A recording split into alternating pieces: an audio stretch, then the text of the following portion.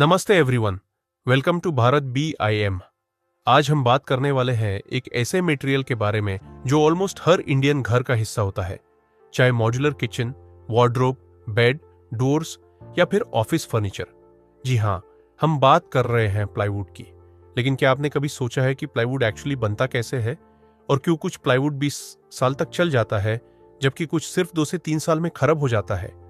आज के इस वीडियो में हम प्लाईवुड के कंप्लीट मैन्युफैक्चरिंग प्रोसेस को सिंपल और प्रैक्टिकल लैंग्वेज में समझेंगे। प्लाईवुड एक इंजीनियर्ड वुड प्रोडक्ट होता है, मतलब ये एक सिंगल सॉलिड वुड पीस नहीं होता। इसमें multiple thin layers of would, जिन्हें विनियर्स कहा जाता है, उन्हें ग्लू की मदद से प्रेस करके एक बोर्ड बनाया जाता है। हर विनियर को इस तरह प्लेस किया जाता है कि उसका ग्रेन डायरेक्शन नेक्स्ट लेयर से क्रॉस में हो। इसी क्रॉस ग्रेन टेक्निक की वजह से प्लाईवुड ज्यादा स्ट्रॉन्ग होता है, वॉर्प या बेंड नहीं होता और इंडियन वेदर कंडीशंस में solid would say better perform करता है।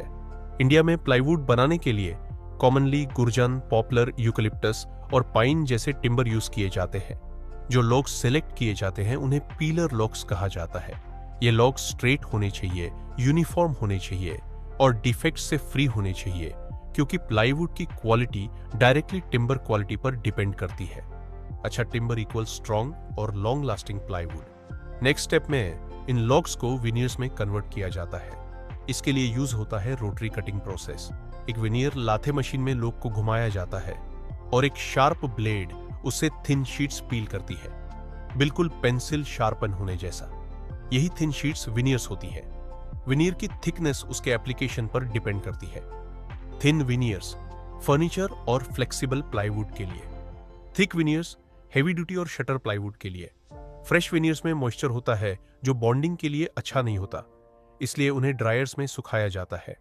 इंडियन क्लाइमेट में यह स्टेप बहुत इंपॉर्टेंट होता है, क्योंकि ज्यादा मॉइस्चर होने पर ग्लू प्रॉपरली काम नहीं करता और फ्यूचर में डिलैमिनेशन हो सकता है। ड्राइंग के बाद विनियर्स को लेयर्स में अरेंज किया जाता है। हर लेयर को 90 डिग्री एंगल पर रखा जाता है ताकि प्लाईवुड को मैक्सिमम स्ट्रेंथ और स्टेबिलिटी मिले। फिर एडहेसिव सप्लाई किए जाते हैं।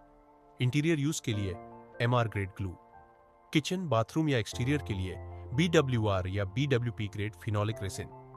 ग्लू को इवनली स्प्रेड किया जाता है, न ज्यादा न कम। उसके बाद यह लेयर्ड विनियर्स जाती है हाइड्रोलिक हॉट प्रेस के अंदर। यहां हाई प्रेशर और हीट के अंडर ग्लू प्रॉपर्ली क्यूर होता है और सारी लेयर्स परमानेंटली बॉन्ड हो जाती हैं। यही प्रोसेस प्लाईवुड को देता है उसकी फाइनल स्ट्रेंथ, थिकनेस और फ्लैटनेस। प्रेसिंग के बाद प्लाईवुड शीट्स को standard Indian size usually 8 feet by 4 feet में कट किया जाता है। एजेस ट्रिम किए जाते हैं और सरफेस सैंडिंग होती है ताकि शीट बिल्कुल स्मूथ हो।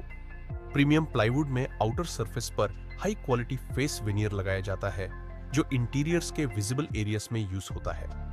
फाइनली प्लाईवुड शीट्स का होता है ग्रेडिंग और क्वालिटी चेक। और A+ ग्रेड फर्नीचर और इंटीरियर्स के लिए, लोअर ग्रेड्स शटरिंग और स्ट्रक्चरल यूज के लिए।